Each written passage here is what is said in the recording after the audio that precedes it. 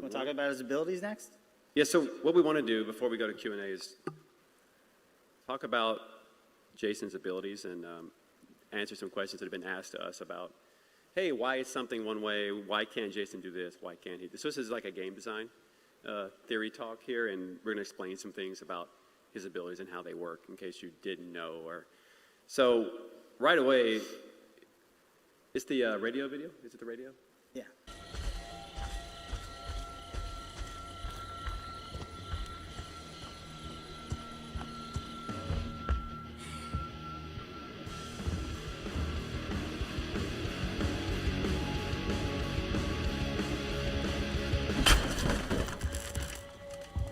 Okay, so if you're not familiar with how the radios work in our game, or if you're just not familiar with the sound, Jason has an ability called Sense. And when he uses that ability, that's what you see, the red buildings light up. It saturates the world so that he can see counselors who have high fear, or he can detect sound pings.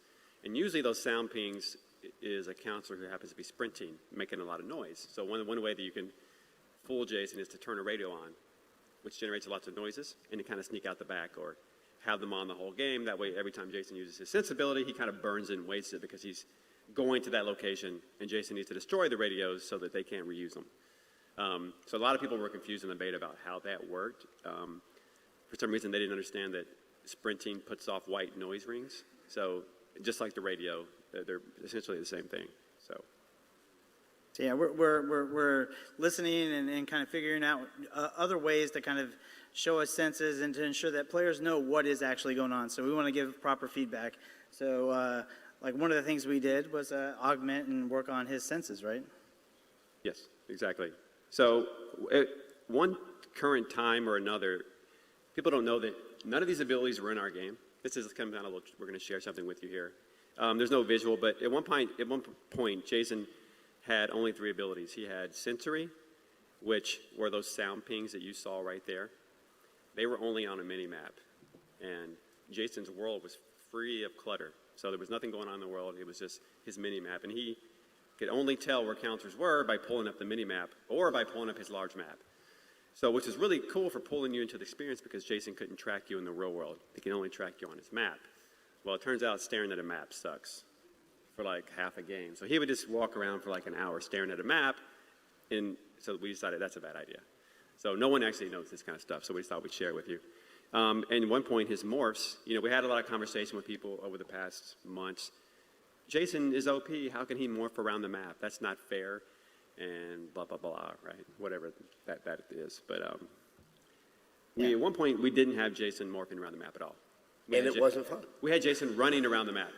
And I would have to say, because I play this game probably less frequently than all of you guys. Yeah, I step in once a week. And watching that change, but there was that one point where it wasn't just, suddenly Jason became so powerful.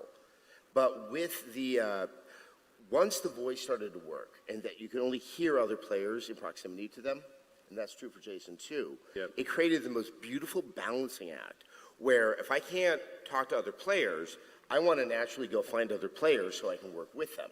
Once you're with other players, well, then you create a cluster of counselors, and Jason can sense you, and that's the more appealing group of people that he's going to go for. Because if there's 5 counselors, the chance you might get 2 or 3 of them, if you go find them, is really good. Yeah, at least. And, as we talked about OP and the fact that the game is sort of deliberately imbalanced, that's the central balancing that actually happens in the game, and it's what makes it work. It's so cool.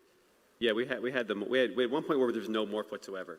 And it was just Jason running around, miles of map, and it was Assassin's Creed with nothing to do in between. It was Assassin's Creed, but boring. Yeah, I mean, So Jason could never catch anyone unless we make our map the size of a shoebox.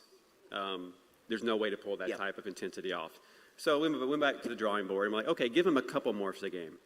And then we gave him like 5, and then he would use all 5 in like 3 minutes, and then he would be stuck running around the map again. So what you see today is not what this game used to be.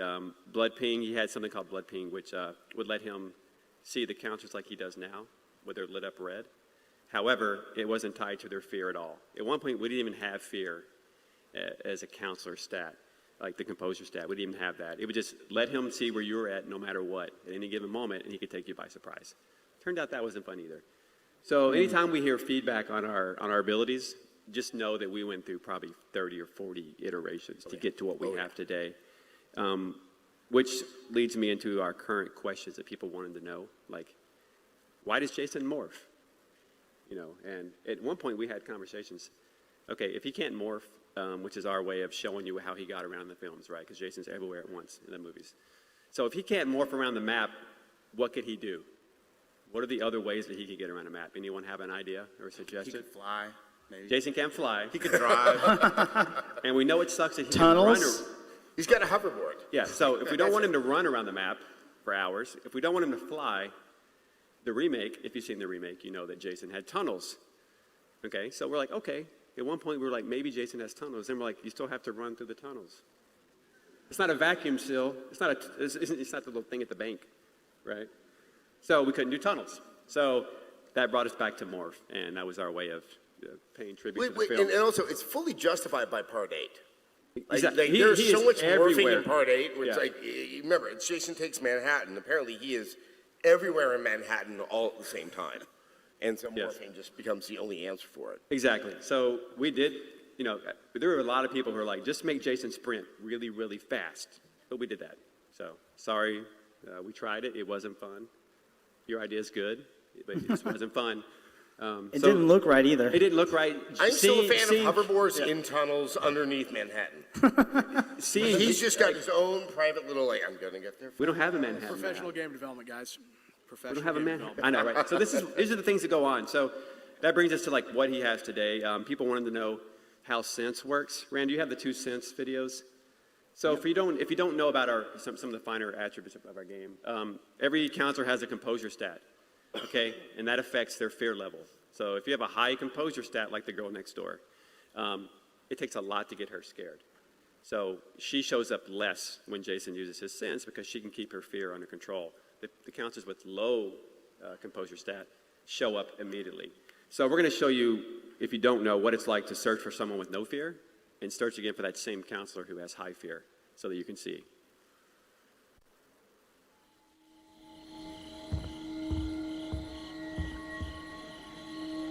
So I just activated sense right there, and this is scanning the world for noise, which were the white sound pings, or any counselor that's lit up in red, which represents that they're frightened.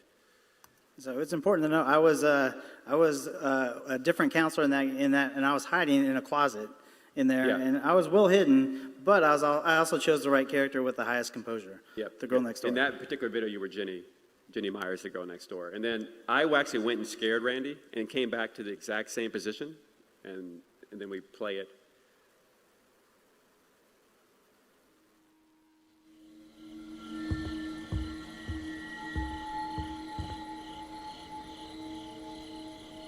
And there she is, all the way across the map. Now I have to figure out where she is, so you pull your map up. It doesn't tell me exactly unless I'm close by. But fear plays a big role in our game. So a lot of people like to abuse Vanessa in our game with her speed. Athletic girl.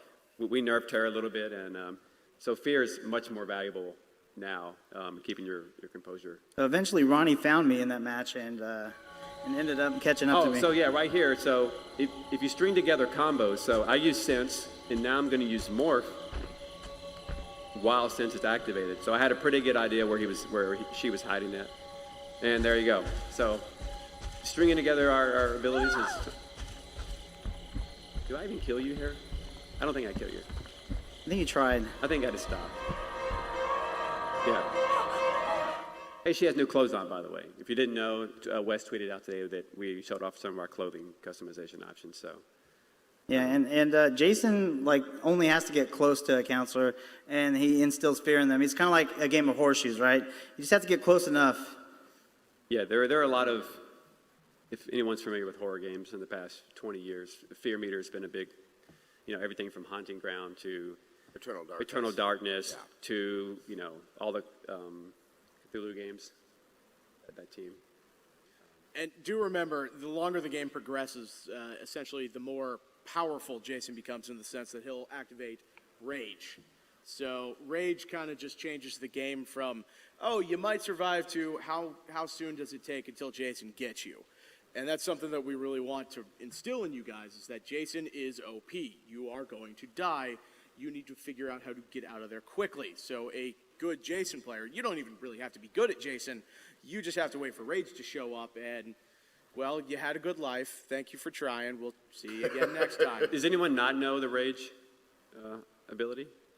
Who does know from the beta the Rage? Okay, so the Rage allows you to, it refills all your abilities faster at a quicker rate. And also what triggers that? What is it? And what triggers rage? Time-based. Yeah. So it's nothing Jason has to do. It's just He's getting over mad at- time, your chances of survival are running out. So that means get a plan together, get with your friends, and get out. He's getting very mad at the lack of murder going on. And so he can bust down doors too. Even if you are able with your friends to be able to get a car started and you can drive out, that immediately notifies Jason that something's happening. You then add in the morph ability. Don't think that if you get in the car, you can quietly drive out of Crystal Lake. Typically, he will find out, and you suddenly have Jason right there in the headlights. It's one of the coolest and most dramatic aspects of the game. But it's like every time you think you have it, there's always just that next step that you have to get past. So, did you guys watch videos like YouTube or watch Twitch guys? Like, just show of hands. I mean, were you watching the gameplay? Good. All right. So, I mean, you guys, it seems like you enjoyed it because you're here. So thank you. The kind of moments we're trying to instill are those ones where you're like, oh, everything's huggy. Oh, God. Those kind of moments. That's what we love about horror games, right? So the more that we give you the tools as Jason or as counselors to achieve those moments, we hope that really keeps you coming back. So are we